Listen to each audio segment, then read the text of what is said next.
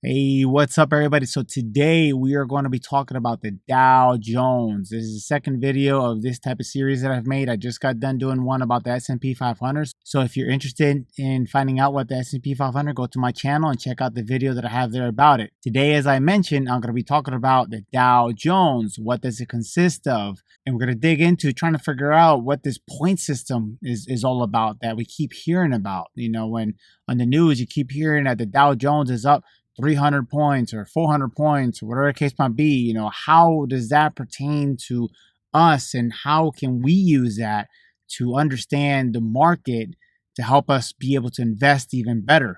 So stick around, guys, because we're going to be going over everything that you need to know about the Dow Jones in this video right here.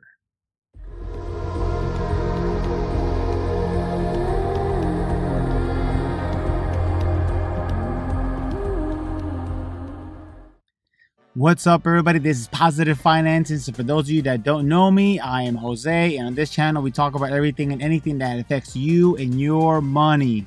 So in this video, we're going to be going over the Dow Jones, the history behind it, understanding the point system, ETFs. If you want to skip ahead or go back to a certain section that passed, I added some timestamps below, so feel free to check them out. Now, without further ado, let's go ahead and jump straight into the computer to get into finding out more information about this Dow Jones.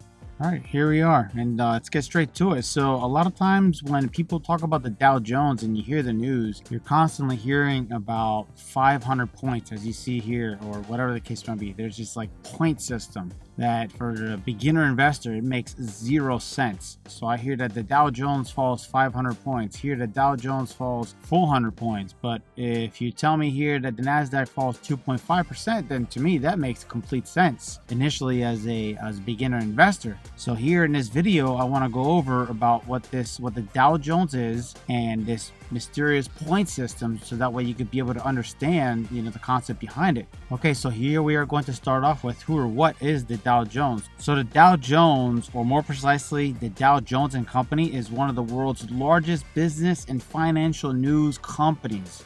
Charles Dow, Edward Jones, and Charles Bergstresser formed the company in the 19th century. Besides the famous Dow Jones Industrial Average, the company also created various other market averages. So who is the Dow Jones? Dow Jones is not a single person, but it's actually 2 of the 3 people that founded the Dow Jones Company back in 1882. We have the last name for Charles Dow, and we have the last name for Edward Jones, which forms the Dow Jones. So Charles Dow, Edward Jones, and Charles Bergstresser, in 1889, these 3 gentlemen went on and found Wall Street Journal, which remains one of the world's most influential financial publications that we still use today. And as of lately, in 2020, Dow Jones and Company continued to be a major source of financial news. Its publications included Market Watch, Barron's, and of course the Wall Street Journal, as we mentioned earlier. What is more, these financial news outlets maintain considerable independence from the news corporation. And the benchmark that was put together to help keep track of what the market was doing is called here the Dow Jones Industrial Average, the DJIA.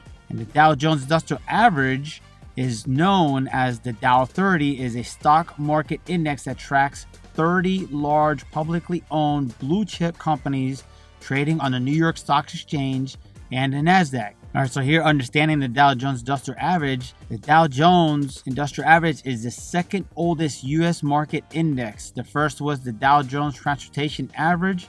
The Dow Jones Industrial Average was designed to serve as a proxy for the health of the broader U.S. market, often referred to as simply as the Dow. The Dow Jones Industrial Average is one of the most watched benchmarks indexes in the world. While the Dow includes a range of companies, all can be described as a blue chip companies with consistently stable earnings. All right, and the 30 companies that are within the Dow Jones aren't the same companies that were there since day one. You have to maintain your position. So here it's going to tell you how a company that loses a large percentage of its market capitalization due to financial distress might be removed from the Dow.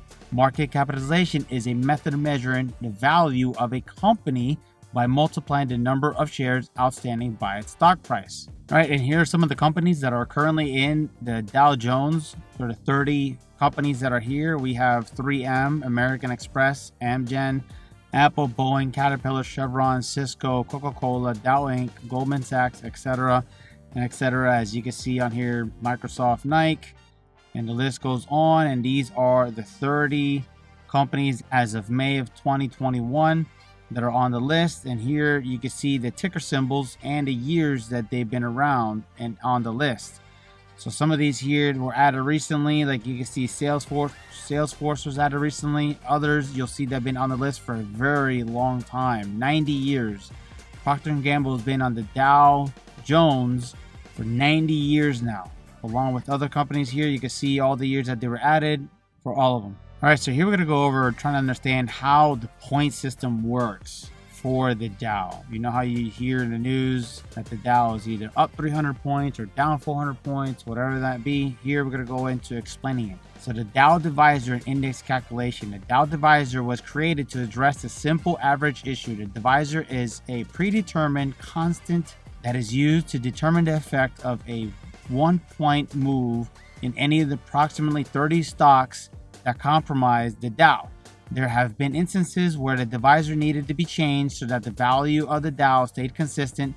The Dow Divisor as of April 20th of 2022 was this number right here, which is 0.1517, etc., etc. Hey, you there. Now, I need you to pay close attention. If you're distracted, if you're looking to the side, I need you to pause what you're doing, right? Grab your phone, take a close look at it, and follow me step by step on this next process. I'm going to be going over a bunch of math, and I don't want you to get lost, right? This is very important for you to be able to understand how this point system works for the Dow Jones, okay? So without further ado, now that I have your attention, let's get straight back into the computer. All right, so now we are going to dive deep into how the point system is calculated, how it works for the Dow Jones. So here, let's continue reading. It's going to say, let's say that you sum up the prices of the 30 companies of the Dow Jones index average and arrive at 5,498.0 cents.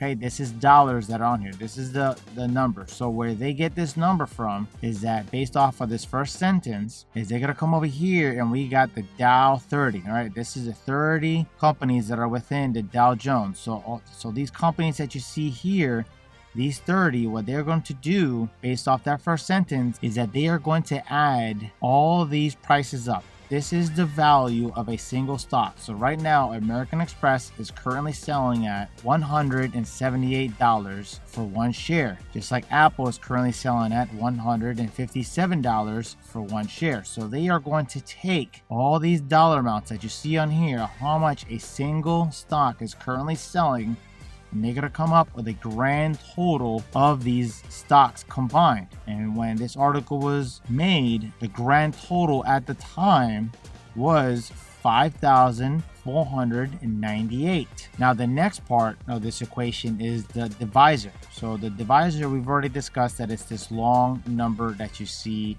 here. Now that we know that this is the grand total, this is 5,498, we want to see what difference a single dollar does. How many points does a single dollar represent? So using this divisor, every $1 change in price in a particular stock within the average equates to a 6.59 point movement. So they take the $1, they divide it by the long divisor, and that gives you 6.59 points. So if this goes up by $1, that means the Dow Jones overall point system, as you see down here in this part, this is the overall total points. So here's your total points. So these total points, if this goes up by $1, the total points will go up by 6.59. So dividing the price total of 5,498, which we already addressed that this is the grand total of the 30 stocks combined of the value of their single stocks. So if you divide this number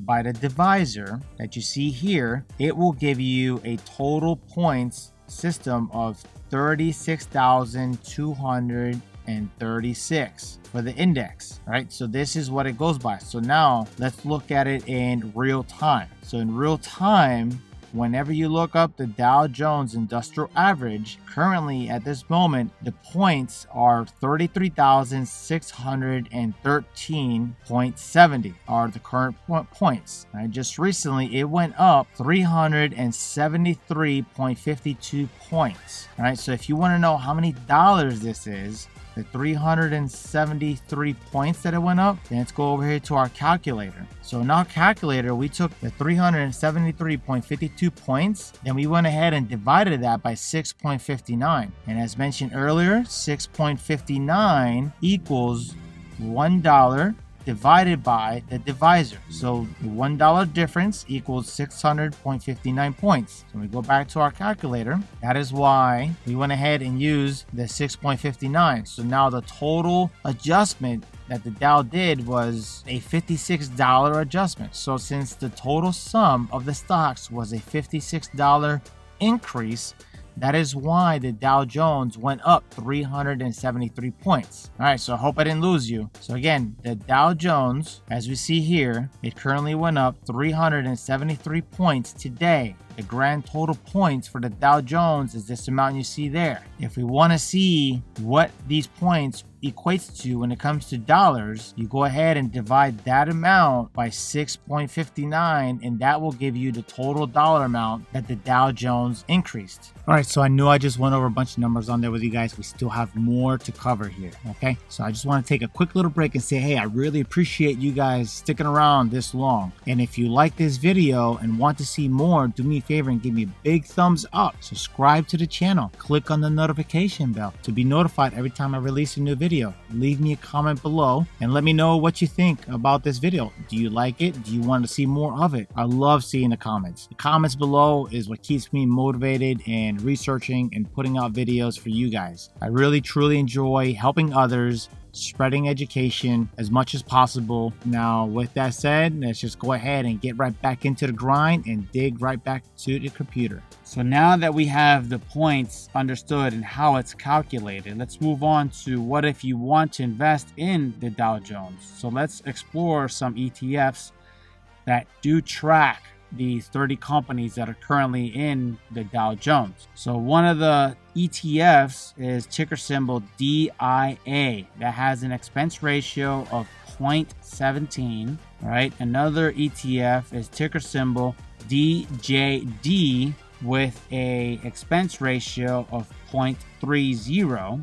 The third ETF is ticker symbol IYY, and this one has a expense ratio of 0.20. So here we're going to go ahead and we're going to compare the three ETFs that we just mentioned. So here's the first one, DIA, right? Here's the middle one, which was IYY, and this bottom one was our DJD. So as you can see here, before COVID came along and back in early 2020, everything was moving on pretty much equal to each other as far as these individual funds. Not too much of a difference from each other. Afterwards, they started having some slight changes, some slight differences, onto them for these three particular funds. But the 5-year average so far that we can see here is 72 for the DJD fund. We have a 5-year return of 53.16 for the IYY fund, and we have a 5-year return of 60.06 for the DIA, which is the original Dow Jones ETF. Now, if you wanted to invest, feel free to select one of these. If you were to ask me though, personally, I would not invest into one of these ETFs. To me, an ETF that only holds 30 company within its ETF, it's a little too risky for me. Personally, I would prefer the S&P 500, which I could just show you here real quick what the S&P 500, in comparison would look like. And then the S&P 500, when you compare it to the Dow Jones, the S&P 500 has a 5-year return of 75.5, and the S&P 500 has 500 companies within its fund. So this one right here was VOO by Vanguard. As you can see here, it has a slightly higher return, plus it has more companies within its portfolio. Okay, so let me know in the comments below, what do you think? Did this help you out better understand what the Dow Jones is? Did you already know what the Dow Jones was? And do you plan to invest directly into the ETFs that track the Dow Jones? Let me know in the comments your thoughts down below. If you want to visit my channel, you can click on here on my picture to check out my channel and see what other videos that I have on there, or you can click on the recommended videos over here as well. And remember, always stay positive. Together, we can do this.